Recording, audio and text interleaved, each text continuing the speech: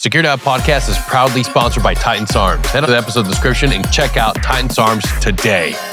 I wonder if it's gonna get any better, you know? Yeah, I don't know. The funniest fucking situation I had was this past summer. I was outside working, doing some gardening and lawn stuff before we moved, and my left eye started having issues again. Like I lost vision completely, like no vision at all.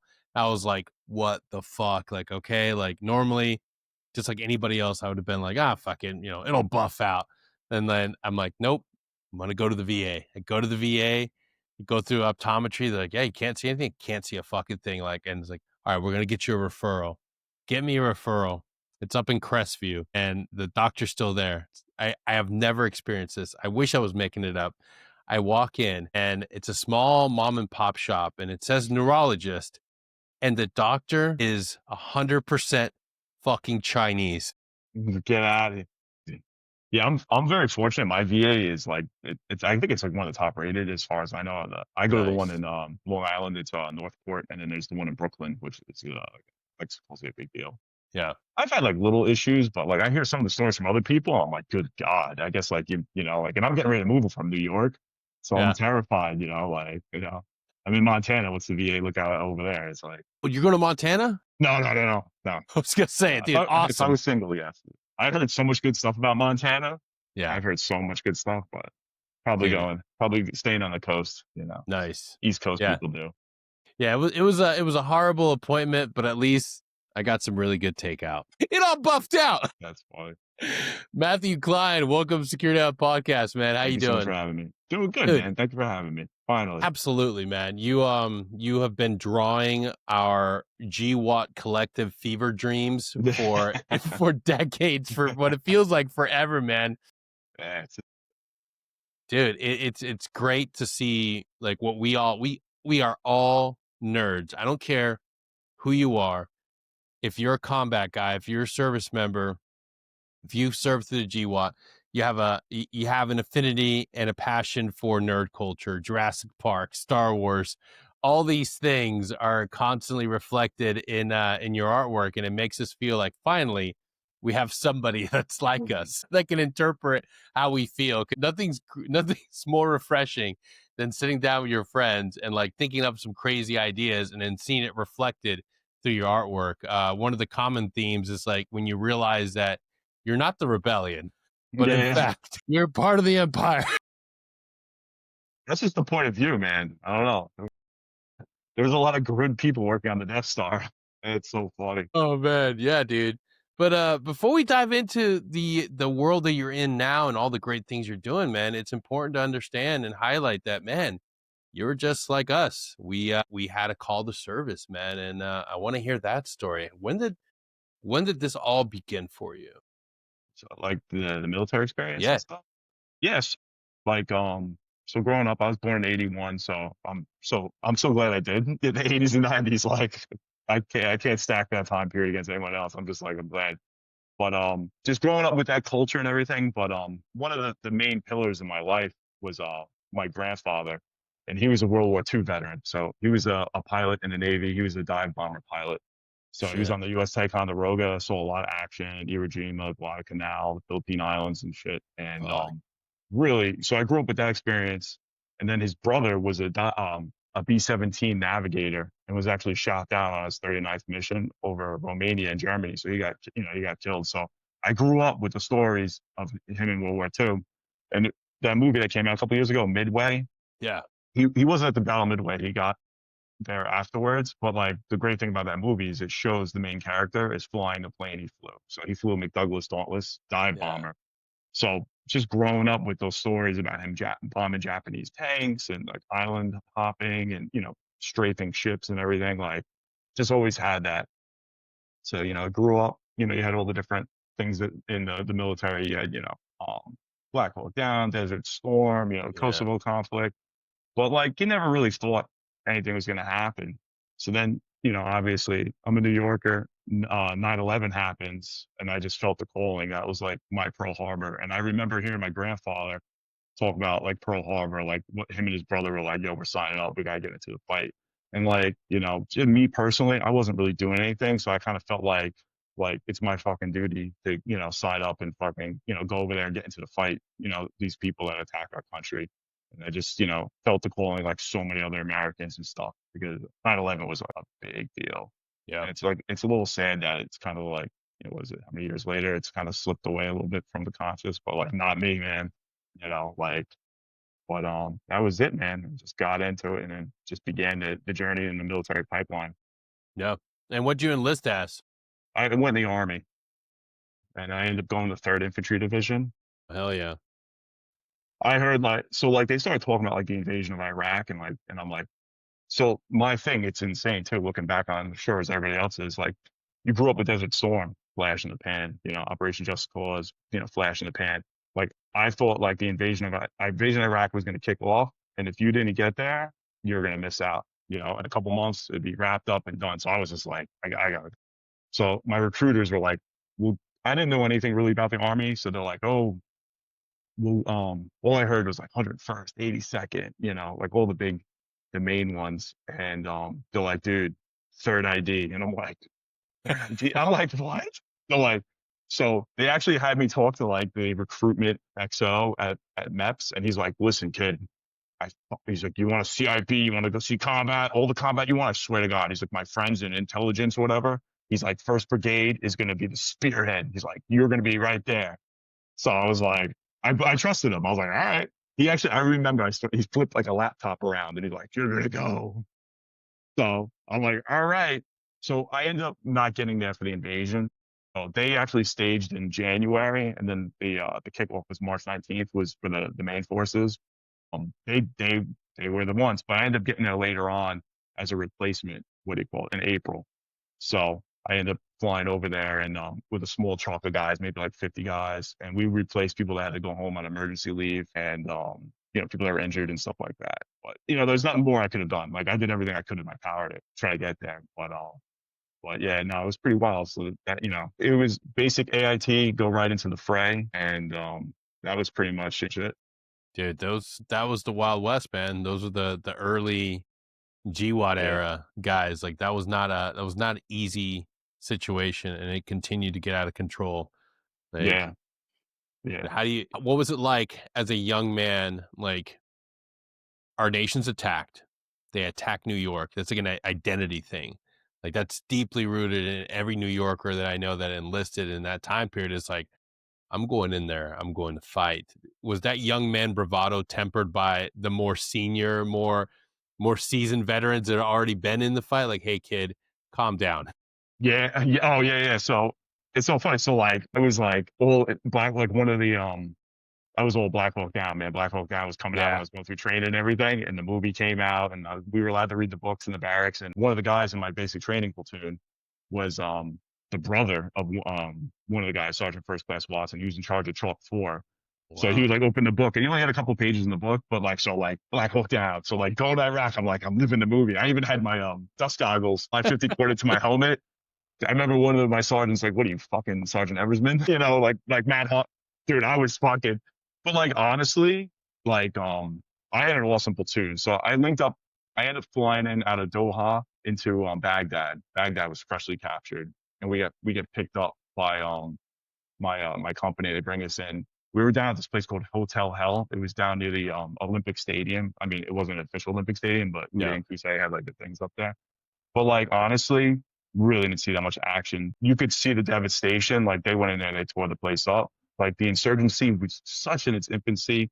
There wasn't any like combat operations going on, sporadic attacks in here. Like you started hearing First Armored Division came in at that time to replace Third ID. They were starting to get attacked, and you started hearing different things. Like a guy in my platoon, my sister platoon, they ran over a landmine, but like the IED thing really didn't Yeah. happen. But they like when I first got there, like the Iraqis really had the fight taken out of them, and it was just like so for me, it wasn't like this big action-packed combat thing like that, but like I was starting to see all the people in my platoon because a lot of them returned for my second deployment, Hmm. and then I got to see like the environment and what to expect and like how to act and how to be in it. So it was kind of like a preview of my second tour, which was pretty friggin' wild in Yeah. 2005 in Samara. But everybody in my platoon was aces. Like I just shut the fuck up, didn't say a word, and just did what I want. But I said stupid private shit. I'm like, anyone kill anyone here? And they're like, yeah, talk to so and so. He killed somebody. Like, oh, okay. Yeah, go carry boxes of piss bottles down, 11 flights of stairs. I'm like, oh, okay. But it was definitely wild seeing the magnitude and scope of the U.S. military, like landing at Baghdad airport. Seeing like 30, black box fly across, and then seeing an explosion on the runway. I'm like, oh, were the engineers blowing stuff up? And they're like, no, that's insurgents that were shooting mortars at us. I'm like, oh, okay. Oh, cool. So, but yeah, it was like a slow burn, but an introduction to like how it was going to be That's my first deployment.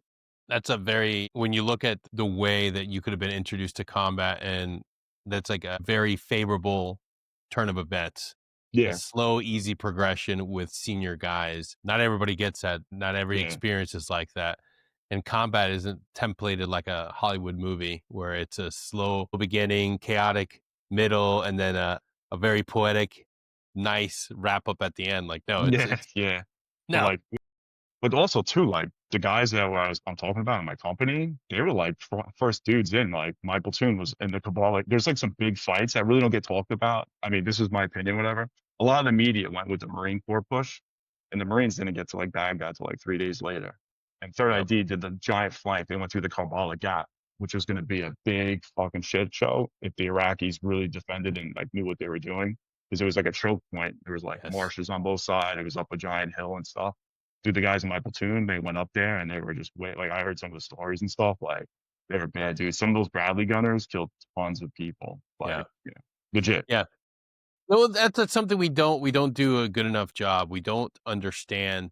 Everything gets highlighted if it's special operations, if it's a cool fucking SEAL team or ODA or Ranger platoon. Like, we have to understand that the main effort is infantry, these young Yeah, kids going through and doing the job that it's a hard, insane job to think to put it on the back of an 18, 19-year-old kid with a 20, 22-year-old squad leader and a fucking 30-year-old, if that, platoon leader. Like, these are young men.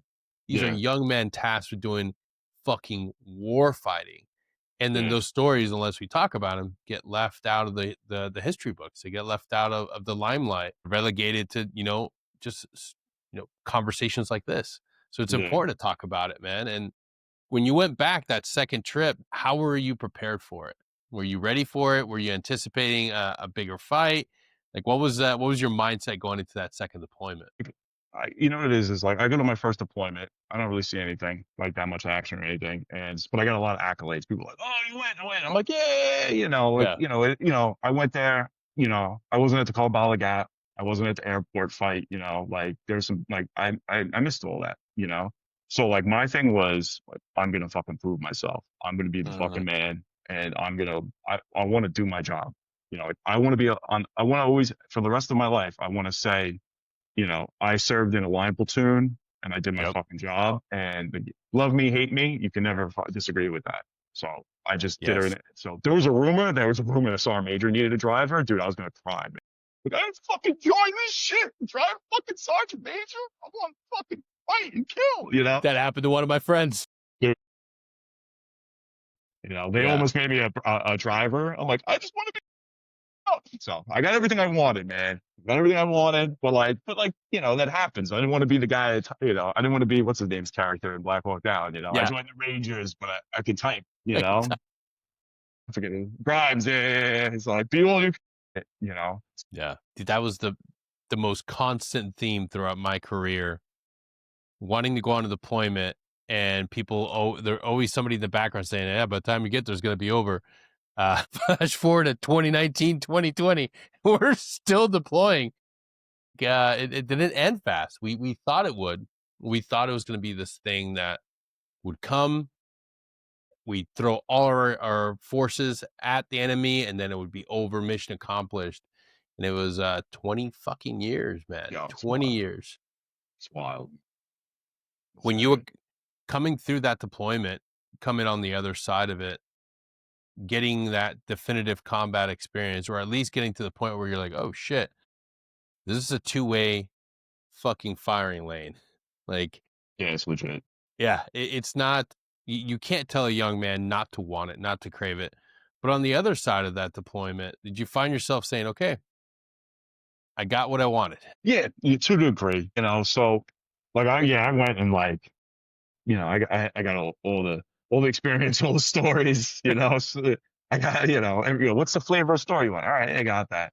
And it was really eye opening, it was just a gritty, bloody friggin', just going out there and just like all types. And we were doing all types of crazy shit, we were doing like 4-man teams and doing OPs looking for insurgents and stuff. I'm like, I got ambushed one time, the scariest fucking time of my life. But I got to do it all and shit. But what actually happened was the year before, actually, when I got back from Iraq the first time, one of my team members in my platoon, he was a New Yorker too. He's like, "Hey, the NYPD is giving out a police test at the officers club." And I'm like, "Get out of here." He's like, "Oh, you should take it." And I kind of blew him off, like, "Yeah, whatever. When I get out, I'll take it." He's like, "No, no, no, you need to take it." I'm so glad I fucking listened to him.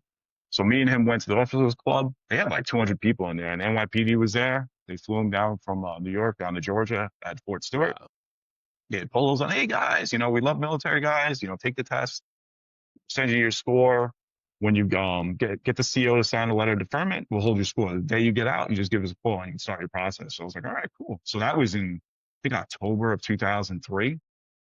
So I got my CO to sign it. My CO was like, "Sure, you're gonna be a cop?" I'm like, "Hey, see what's up."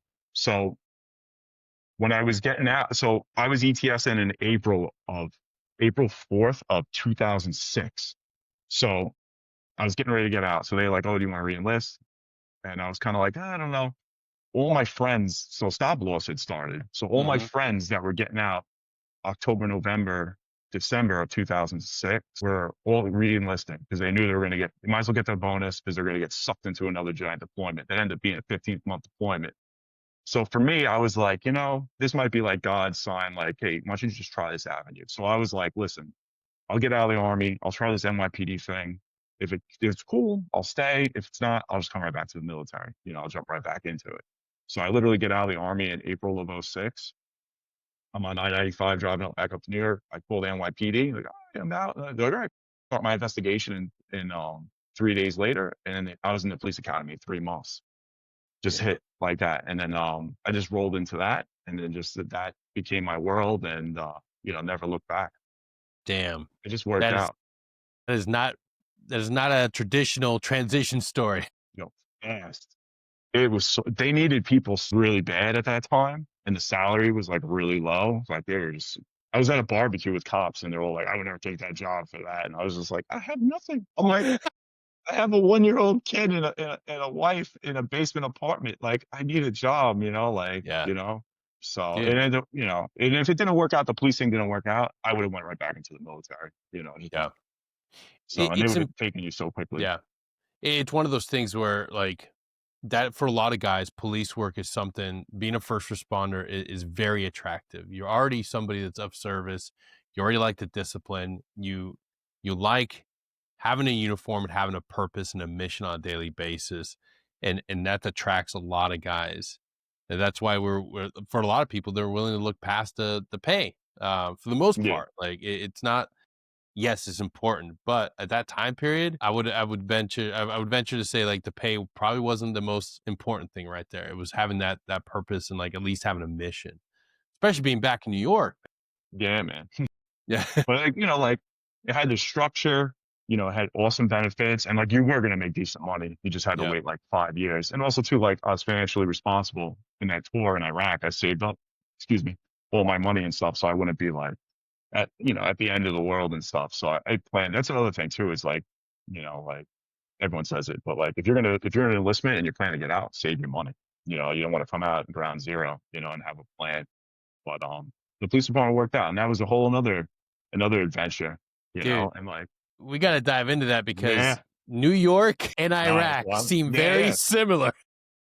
That's what's cool. Like the experience I had is like I had the crazy like combat, and then I go into like the copland shit, and just like seeing it, and like the different, they're totally different animals, and like just to experience it, it was good, man. NYPD, all these organizations, gave so much back to me. I'm very very humble to be a part of both of them. Yeah. It's, I would imagine the first few years after 9/11, the police departments, the people around, did you feel that that camaraderie, that support was still there? Like a little bit, obviously it was really like right after 9/11, like probably the year after it was hot, running high, but then, it kind of settles out. Yeah. Nobody cares anymore, especially to the bad guys. I was gonna say, man, like, what was it like having to be that on the street cop, that representation of, New York's finest? I mean, there's a reason why we have so many TV shows that focus on New York cops, whether it's the gritty crime dramas talking about all the different ways that cops can be corrupted, or highlighting the dangers of policing in New York. Like, what was it like being boots on the ground in arguably one of the most chaotic cities that we have in the United States? Like, but at the same time, one of the most attractive cities we have in the United States. This episode is brought to you by Titan SARMs. Head on over to titansarms.com and buy a stack today. Use my code CDenny10 to get your first stack. I recommend the Lean Stack 2. Start living your best life. Titan SARMs. No junk, no bullshit, just results. No, it was awesome. I mean, you have all the prestige and everything, but like the main thing is like the NYPD is huge. Like at its height, 33,000 cops. There's so many units, like scuba and like emergency service and there's just like forensics you can go on. There's so many units, and so like all law enforcement kind of looks at NYPD, for like what are they doing and stuff. But the one big thing too is like it's a giant city, so you have a humongous amount of jobs that come over the radio and like shootings, like everything is just multiplied over and over again just because of the population. So like you're exposed to all this stuff where a smaller police department might see something here and there and stuff, but NYPD it's just nonstop. So Yeah. having that experience is just on that level of magnitude of just population and everything was pretty wild. Yeah. And how did you find your way into doing the forensic sketching, man? Complete. Yeah. And then on the winter when so I did that. I did midnights and I ended up working in conditions, and conditions just does whatever like the precinct commander wants. So sometimes like we'd be plain clothes, we'd be doing this and that. Got a lot of cool training. So my one army buddy that told me to take the NYPD test, he ended up getting into the police department too. He made a contact and he called me up one day and he's like, "Hey man, I'm doing an interview with Tom Brokaw.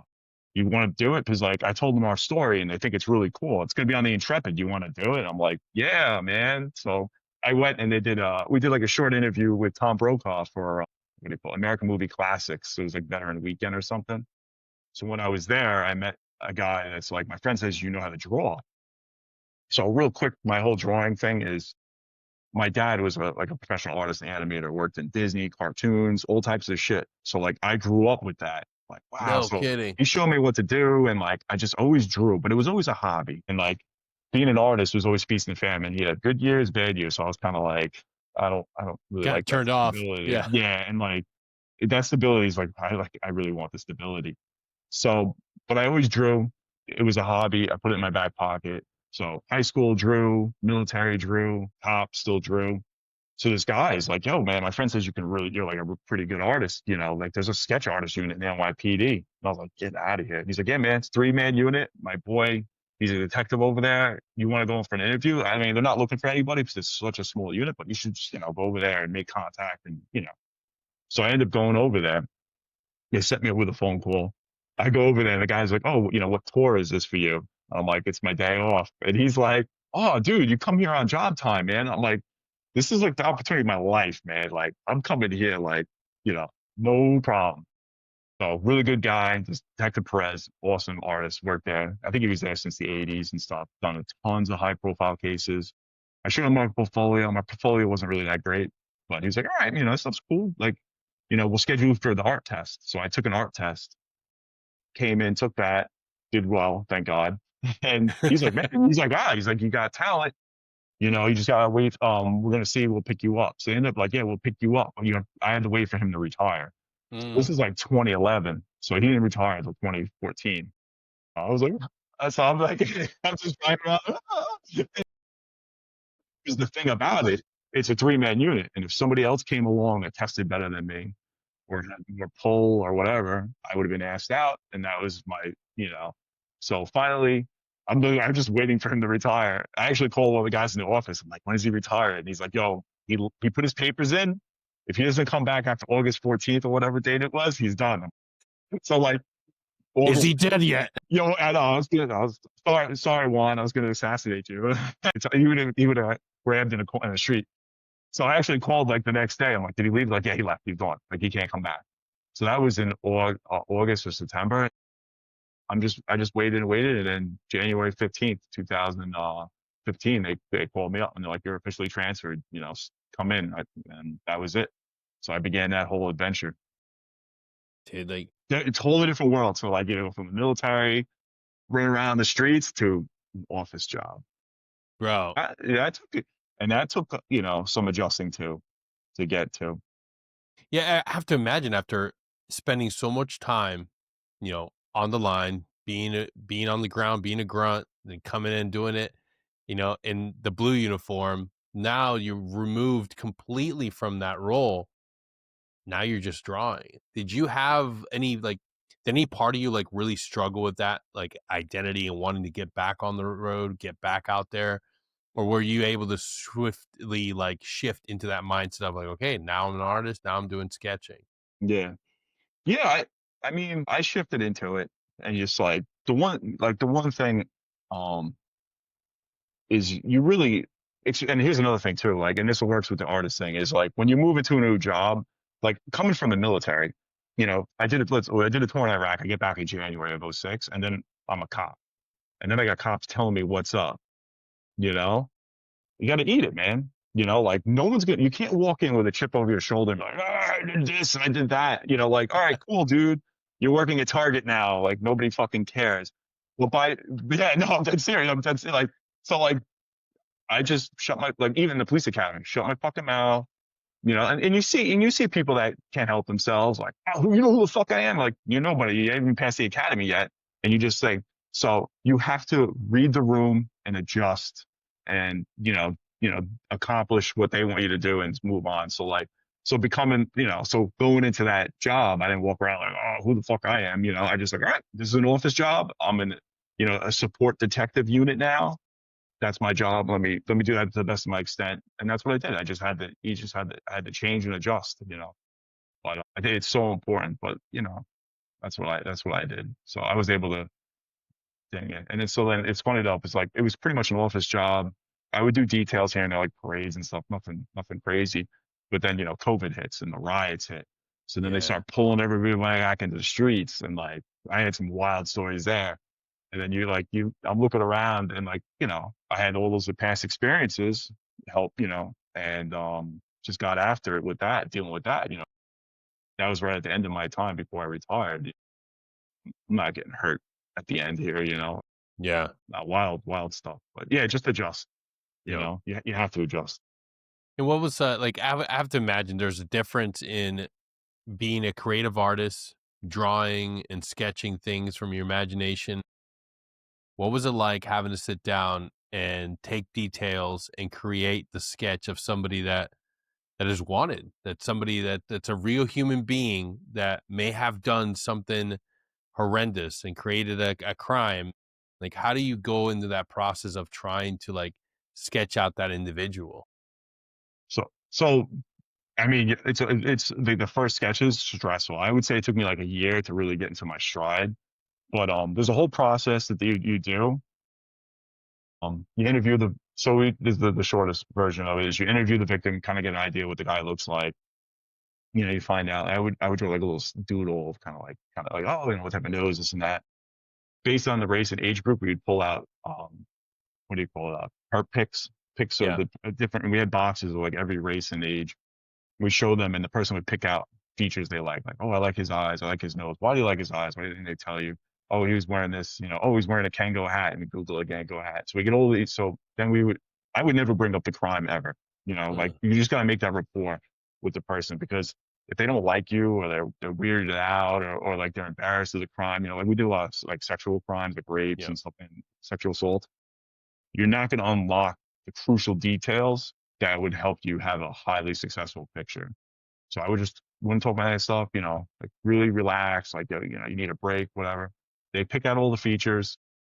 I'd have them hang out, they play on their phone, whatever. And I would do a rudimentary sketch of like kind of what they look like. So then when I got to a certain point, I'm like, all right, I'm going to do a reveal and you tell me how much you like it, you hate it, doesn't look like the guy, whatever. And Yeah. we'll go back and forth and we'll push different parts, pull different parts to make it as close. And the one thing too, I would use it as like an empowerment thing. Like this is you getting back at that scumbag, that guy that violated you, the guy, that criminal that. So Yeah. I'd flip it around and then they'd be like, oh, it looks like that. Now, sometimes, like, yeah, like, that was the Family Guy episode where they do it. It's awesome. They got YouTube that one. It's good. But so I'd flip it around. Sometimes they'd be like, oh my God, that's him. Don't change a thing. That looks exactly like him. Sometimes they're like, oh, that looks good. But like, his lips are a little thinner or his hair is like this. And we go back and forth and we just get as close as possible. And then the detectives, I put it up in the computer. They make wanted flyers, detectives on the ground who are like the real, dudes making it happen. They go out there and they find him and I get a call or a text. Like, yo, we got the guy, and we do the side by side. You see how close they are. This episode is also brought to you by Precision Wellness Group. Getting your hormones optimized shouldn't be a difficult task, and Dr. Taylor Bosley has changed the game. Head on over to precisionwellnessgroup.com, enroll, and become a patient today. And just being able to help the detectives, bring somebody to justice, big deal. It's fucking huge, man. But like I'm a regular dude. I've been detective bureau for like a couple months. I'm not even a detective yet. I'm waiting to get promoted from a cop. And all of a sudden they're like, yo, man, we got a homicide here. This guy witnessed somebody getting shot. They bring the victim in and stuff. It's like, you can't be like, it's like, fake it till you make it, man. But yeah, I got it. They would call me up with crazy cases and I'd be like, yeah, I got it. And I hang up the phone. I'd be like, lay it all out, have to think, I had like one crazy case. Like, can you reconstruct a guy's face? We don't have photos of him, but we have his family members. He was killed, I think it was 1978. He was killed in the 70s and we have his DNA record. Can you just like make a face happen? I'm like, yeah. Yeah. Yeah, no problem. That's just an average Tuesday here. I hung up the phone. I'm like, what the fuck, man? Just give me a swab of his DNA and I can recreate it. Man. So, but yeah, I went at it like a math problem, like it's just any problem. I put everything out and I'm like, all right, just kind of figured it out, just piece by piece. Yeah, dude. But it's really cool stuff, man. And what, we sit down and we explore these journeys, man, and we hear all the great stuff. We hear the passions as to why you love the job and why you did it. And at what point did you find yourself saying, you know what, like it's time to retire. It's time to hang it up. So I started doing so going on like with the art I do on Instagram, like Battle Tribe and stuff. Yeah. So I started really doing it like 2018. So it's like coming up on 8 years. It's pretty wild. One of my friends I worked with, he's like, oh, there's this platform, Instagram, like you should, it's great for artists. Like, and he was right too. He was like, you should put your stuff up there. And I'm not tech savvy. I'm like, all right, whatever. So I started putting it up there and I just started doing my thing and started gaining traction and it blew up and then it was just doing really well. And it was, there was like, I guess there really wasn't like anything too much like it in the veteran community. Like now, there's like so much stuff now. Like there's brands everywhere, and skulls and skulls. You're one of the originals, and one of the most frustrating things is younger guys are coming in, and they're copying your stuff, thinking that people won't understand and be like, bro, you're taking this shit from my guy. Man, it's wild, right? It's just like that's the thing. Like I never go like crazy after anybody, like whatever. But it's just like it's such a small community, It's just like, and like if I always acknowledge other people's work and stuff like that, and it just sometimes it gets annoying, You see somebody do something and like oh, this is the greatest thing ever, and it's just like yo, it's been done before, And like I'm like, it's just what. I got an idea of skull with an op score and night vision. Yeah, man. I'm telling you. Yeah, I'm a victim of it too. Like I was doing it, but I've done a lot of things now, like poking fun at it. Like yeah, I do this. There's a reason why that's my logo for my podcast this season. Awesome. It's awesome. It's so funny. It's, I do like the skeleton cartoons, like that, bro. Like I Yeah. designed a new shirt, and it's a skull like nods on it. And he's like, more skulls. He's like, more skulls. More. And like finally, the t-shirt's like perfect, and it has like skulls all over it and stuff. Like death, mayhem, you know. It's funny Add that a was beard on it. Add a beard on it and slap it yeah. on a t-shirt.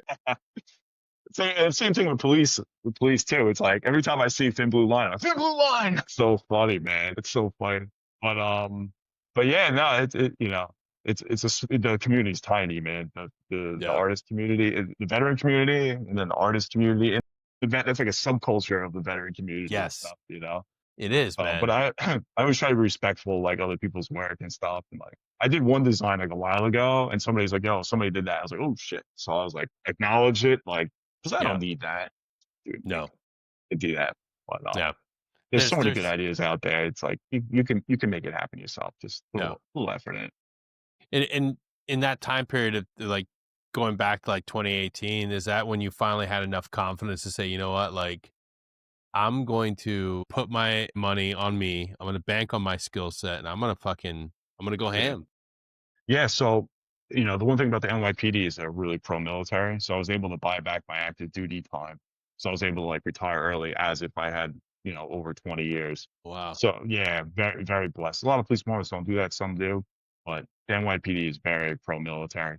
So I kind of like, so the riots were going on, all the nonsense was going on, like under manpower and everything like that. And I was just like, you know, and then my son actually enlisted in the military. So No I'm way. like, yeah, yeah. So he's in the 82nd Airborne now, friggin' Oh, hell yeah. as a saw gunner. It's awesome, man. I went through his last jump in airborne school, and he jumped that. Awesome, man. Just That is really, so cool. just so. But like one of the things was there's so much the manpower so little. Everybody's getting tasked out for details. My seniority, like my summer vacation pick was like the first week in May. I was gonna just miss everything from my son. So I was like, you know, I'm just gonna retire. This going on, that Battle Tribe, you know, blah blah blah. So, you know, I retired. I ended up retiring January 1st of 2023, and you know, never looked back. You know, a great chapter in my life. It was, you know, I got everything out of it. You know, very blessed, had an Yeah. awesome career, and on to the next thing. And you know, I was able to, you know, go to all my son's stuff, and you know, not miss any graduations and everything like that. And you know, next chapter. Hell yeah. Well, tell us about Battle Tribe, man. So Battle Tribe. Yeah. So when I first started out, I just draw what I like. You know, I'm well into pop culture, a lot of the old movies, 80s stuff, and just everything just has a vibe. Like I remember like one of the jokes, like just in Iraq, you know, just walking. I remember being in the back of the Bradley. I'm like, I'm not in the Bradley. I'm in the APC from Aliens with the Colonial Marines. We're going in, you know, and Yes. that's my battle buddy Garrett. He was the soul gunner in my team. I always tell him we'd be driving out the gate in the Bradley. We lived in a little patrol base, and it was called Patrol Base Ubani in the middle of Samara. And as we're rolling out, I used to like 90% of the time, I'd be like, "Yo, I got a joke for you." And he'd be like, "What's the joke?" I'm like, "I asked my girl for some pussy." I do that joke from Predator Yeah. every time. Yo, funny, and you could barely hear us because of the tracks hitting the pavement and stuff. Yeah. So funny, man. But like, you know, just like I remember walking out, you know, walking out the gates like at night and stuff, and I'd have like the Starship Trooper music, you know. So I bring all of that to my art and I just throw it out there. And a lot of people have the same feelings and same likes and everything and just enjoy it. My take on the pop culture and the military, you know, the GWAT, and people just enjoy it. So I started just merchandising, you know, T-shirts and stickers, yeah, and art prints and just all types of stuff out there, you know. And it just kept going and going, and people really, you know, took it in and enjoyed it. And there's a lot of good feedback, and it inspired people. Like people dress up like do cosplay some of the characters I draw, and like, you know, I was able to, you know, to work with different brands that like my stuff. So I got to work with a lot of cool different brands like Oakley, Crab Precision, a bunch of different companies and stuff. And, you know, and just meet everybody. And the world became really small. It's just great to see people enjoy my art. And then I was able to make, you know, make some money out of it. Yeah, you've partnered up with some amazing companies and make some amazing stuff for them. It's insane. Like seeing it from the start, seeing where it's at now. I mean, it blows my mind seeing like what at first seemed like an artist that was creating art for our small little collective of GWAT guys is now making artwork that's all over the world. Yeah. representing some of the biggest brands out there. And it's not just vet bro brands, like it's fucking Oakley. Yeah. No, it's really cool, man. And also too, like, I have like a whole like bucket list in my head. Like, I want to do this. I want to write a children's book, real Yeah. children's book, you know. And then like, I Yeah. want to do an album cover. You know, my friend Brad has a band, so I worked on his album cover. Like, just all these like little. I'm like, oh, that's so cool. If I could do that, that would be awesome, you know. Yeah. And then, you know, my friend Christian Craighead, Yep. he's like, hey, you want to do a book together? I'm like, fuck yeah, bro. I'm like, let's do it. And we did, Dude, you know, did a book. Yeah, it was just like all these how little did you things. guys meet? Because I So saw that and I was like, dude. yeah, so oh, he's awesome, man. So you want the whole story with him is I'm in my office and the when the incident happens, like the day later, it's reported, and you just see this guy with mask Yeah. and the purple shirt, and he's in Nairobi, and he's killed these couple terrorists in this hotel attack, and I'm like, the thing is, it's cool. Is like I always want to be like the first, you know, like you know, like if I see something really cool, that's a thing that motivates it. Like I guess a little bit of ego, like that little thing, like you just want to, you know. So I'm like, this is the coolest fucking shit ever. Like this guy, his whole unit, like running through with the baklava. So I did a picture of him and I posted it like the next day, and then like people went out like, oh my god, that's the coolest thing ever, blah blah blah. You know, Obi-Wan Nairobi. Some people start calling him. Yeah. Yeah, really cool, man. You know, who dares win? Because you know, it's awesome, man. You have this guy on his own, took matters in his own hand, jumped into the fray, you know, saved a bunch of civilians. Really, you know, really like who dares wins is like exactly what that man did. Yep. So a couple months later, a friend of his contacted me and he's like, hey, I'm like really good friends with him. You know, you know, I bought, you know, whatever the shirt you made and like this and that. I'm like, really? I'm like, oh, at that time, I didn't have out there that I was an NYPD detective because I just didn't want any drama. So I was like, yo, I'm actually like an NYPD detective. I would love, can I send you like a care package of like stuff? You know, I want to send like a challenge coin, you know, patches, all this crap. And like, this person could have been totally lying. Like, I don't know. But I just like, she sounds normal. So I sent it to her. Yo, I made it to her. So I made it to him. So the person contacts me back like a month later. Oh, did he ever like did he ever text send you a message or anything? I'm like, no, it's not about that. So he's like, oh, I'll talk to him again. So he ends up contacting me. He's like, hey mate. He's like, bro, can I get your number? It's like, it's me. I'm like, get the fuck out of here. So he calls me up. He was actually in Africa at the time. So this is like 2019, like the summer, probably like August, whatever. He's like, dude, he's like, your art's awesome. He's like, my squadron mates bought me your print, got framed with coins and like all different shit and everything. And he sent me, he's like, dude, he's like, it's really cool, man. Yo, I really appreciate it. I'm like, yo, you're like a big deal, man. They're like, you know, like a lot of respect, man. That is like iconic. Like that photo of him kicking in the door, it's just like, yo, a lot of respect, man. And like, you know, really, you know, whatever. So he's like, all right, I'm coming to New York. We gotta go out for beers. I'm like, all right, man, let's go. So we friggin' met. So this is the fall of 2019. So we go out for beers and everything, hang out, go out to dinner. And he's like, yo, next time I come back. So me and him, we stayed friends going back. And anytime he comes to New York, we hang out, whatever. So then like, but he was not known anywhere. So in the end, so the what do you call it? I think it was like 2020. He was talking about coming out, you know, on social media and stuff. So he was like, you know, can I use one of your pictures as my profile picture? I'm like, absolutely, dude. Yes. So he came out. Oh, so he came out, whatever. So I remember, I don't know, some people were like commenting or messaging like, Matt, you don't know this guy. So I'm like, all We're right. worried about you, bro. So like they see his profile picture is my art. And they're like, and then one day he's like, I'm going to post a picture of us. I'm just going to blur my face. I'm like, all right. So he did it. And, you know, people are like, because it's an old picture. They're like, oh my God, you were hanging out with him. I'm like, yeah, dude, I'm not fucking like, I'm not delusional, I swear. so yeah, that was it. And it just became a really cool friendship, man, over the years and stuff. And, you know, going back and forth and hanging out and stuff like that. And he's an awesome dude, man, down to earth. So he was just on Fox News Yeah. a month ago. He's on the Gutfield show. So he hit me up. Hey, bro, come, let's go for steaks, mate. Let's go. Let's do it. Yeah, we'll go to the bar, get some Guinnesses, then we'll get some cocktails. We'll be good. So yeah, he's just a good dude.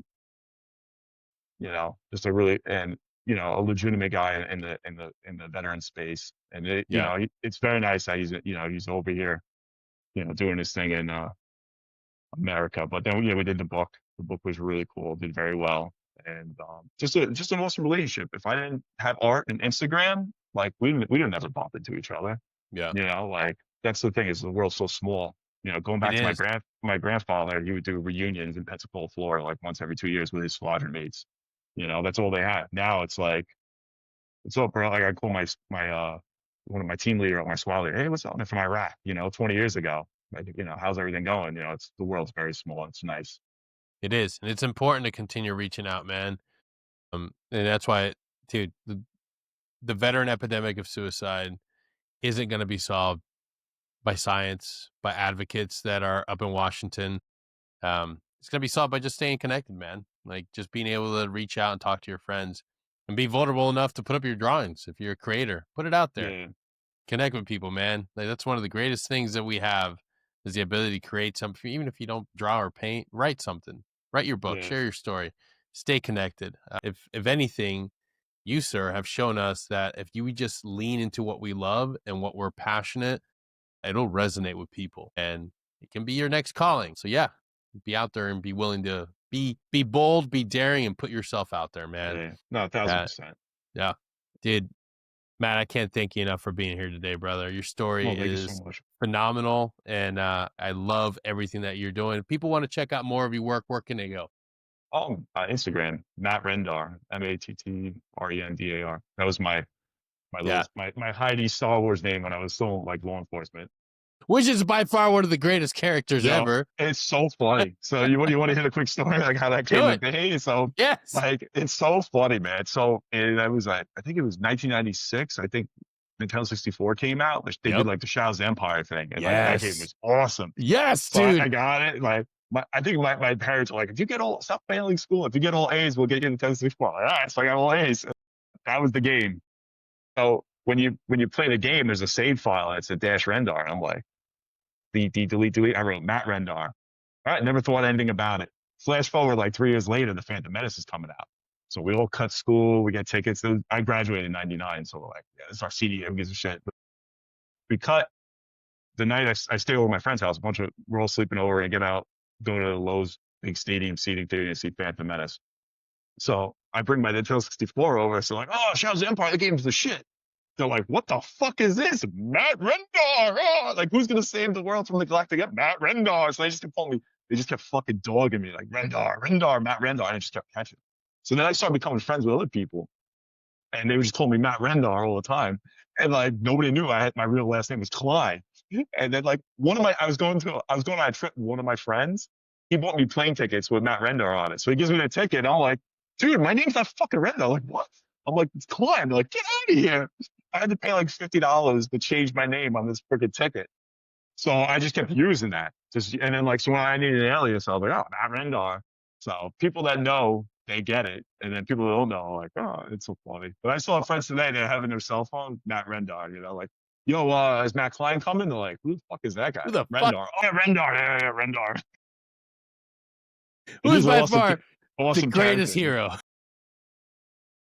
So man. funny, man. Disney fucked up. They retconned him. God. It would have been great to get a movie. Figure of him. Dude, it's so bad. It's a crisis. That's the thing. When you get older, I just don't care anymore. I'm like, yeah, you know, like whatever. Andor is good. At least we have Andor. That's right. Dude, thank you so much for being here, Matt. I really appreciate it, brother. This is a fucking absolute blast. And if you guys are listening, go ahead and pause, because up in the description. Click on those links. Help support Matt. Go buy a t-shirt, some stickers. And if you're copying his artwork, stop being a dick. Don't do it. Look, he's been around for so damn long. We all know whose art it is. Like, come on. Just make some original shit. It's not that hard. It's not that hard. All right, it is. I've tried drawing. I can't draw worth the fuck. That's why I get everything from Adobe stock. But at least I buy the license. That's it, man. Thank you all for tuning in. We'll see y'all next time. Until then, take care. Security Halt Podcast is proudly sponsored by Titan's Arms. Head to the episode description and check out Titan's Arms today.